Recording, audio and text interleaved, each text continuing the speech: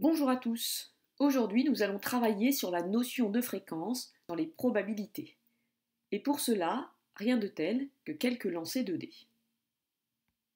Dans un premier temps, je vais lancer un dé cubique bien équilibré, c'est-à-dire non truqué. Enfin, j'aurais plutôt dû dire, les élèves des collèges de Lesquin et de Vendin ont lancé un dé cubique et je les remercie. Nous allons nous intéresser particulièrement aux faces 1 et 4. Commençons par lancer notre dé 10 fois. Pour chaque série de lancers, les résultats sont entrés dans un tableur qui calcule la fréquence d'apparition de ces deux faces. Je vous rappelle que la fréquence d'une valeur est obtenue en divisant l'effectif de la valeur par l'effectif total. Pour calculer la fréquence d'apparition de la face 1, on divise 3 par 10 pour obtenir 3 dixièmes ou 0,3. Pour la face 4, la fréquence est nulle puisqu'aucun 4 n'est sorti lors de ces 10 premiers lancers. On continue avec 20 nouveaux lancers, soit 30 au total, puis avec 55 lancers. Afin de visualiser l'évolution des fréquences, nous utiliserons le tableur pour insérer un graphique qui présentera les fréquences en fonction du nombre de lancers.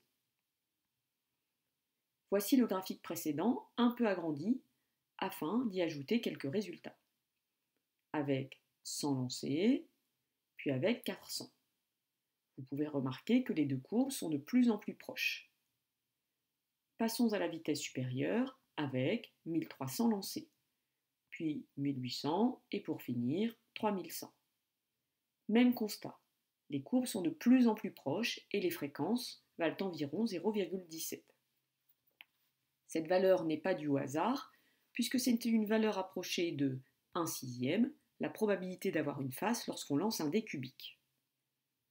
En effet, avant de commencer cette expérience, chacun d'entre vous m'aurait dit que nous avions une chance sur 6 d'obtenir la face 4 par exemple.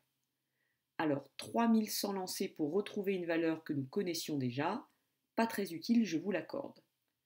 Néanmoins, cette expérience est utile si on change de dé. Passons donc à un dé non cubique que nous pourrions appeler dé truqué. Impossible de connaître les probabilités de chacune des faces puisqu'elles ne sont pas carrées. Il va donc falloir effectuer quelques lancers. Commençons par un petit nombre de lancers. 12, 25, 35, 150. Nous pouvons observer un écart important entre les différentes fréquences. 650 lancés, les courbes semblent commencer à se stabiliser. 850, 1200 et jusqu'à 1700 lancés. Et ce grand nombre de lancers est indispensable pour trouver une valeur approchée de ces probabilités. Plus le nombre de lancers augmente, moins les fréquences varient, et elles se stabilisent autour d'un nombre qui est une valeur approchée de la probabilité cherchée. La probabilité d'obtenir un 4 est donc d'environ 0,17, comme pour un dé classique. Et la probabilité d'obtenir un 1 est d'environ 0,09. Sans cette expérience, impossible de connaître la probabilité de chaque face.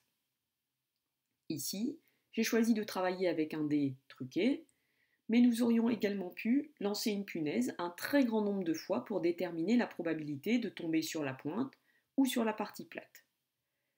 Ces calculs de fréquence sont également utilisés dans les casinos pour vérifier que les dés, les jetons, les cartes n'ont pas été truqués. Ce type d'exercice se retrouve au brevet. Un dé cubique a 6 faces peintes, une en bleu, une en rouge, une en jaune, une en vert et 2 en noir. On jette un dé 100 fois et les résultats obtenus sont donnés grâce à un diagramme en barre. On demande de déterminer la fréquence de la couleur jaune. On peut commencer par écrire la formule.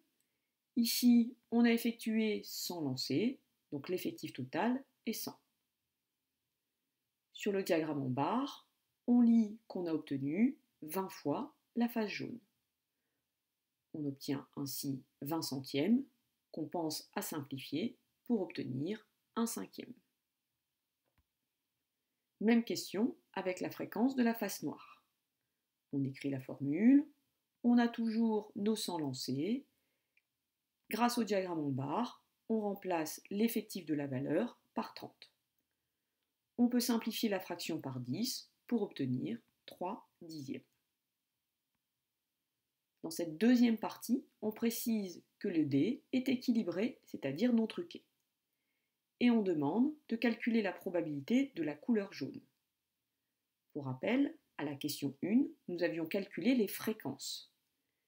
Puisqu'ici, tous les événements élémentaires sont équiprobables, la probabilité est égale au nombre de cas favorables sur le nombre de cas possibles.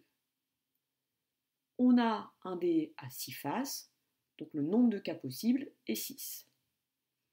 Une seule face est peinte en jaune, on obtient ainsi un sixième. Pour la probabilité d'obtenir la couleur noire, on remplace toujours le nombre de cas possibles par 6 et deux faces sont peintes en noir, on obtient ainsi 2 sixièmes et en simplifiant, un tiers. Dans cette dernière question, il est demandé d'expliquer l'écart entre les fréquences, calculées à la question 1, et les probabilités, calculées à la question suivante. On remarque qu'on n'obtient pas les mêmes valeurs, même si elles sont proches. Cet écart s'explique par le fait que 100 lancers n'est pas un nombre suffisant de lancers pour que les fréquences soient égales aux probabilités théoriques. Souvenez-vous, avec le dé truqué non cubique, les fréquences commençaient à se stabiliser à partir de 600 lancers. D'où l'importance du grand nombre de lancers. C'est désormais à vous de jouer. Bonne journée!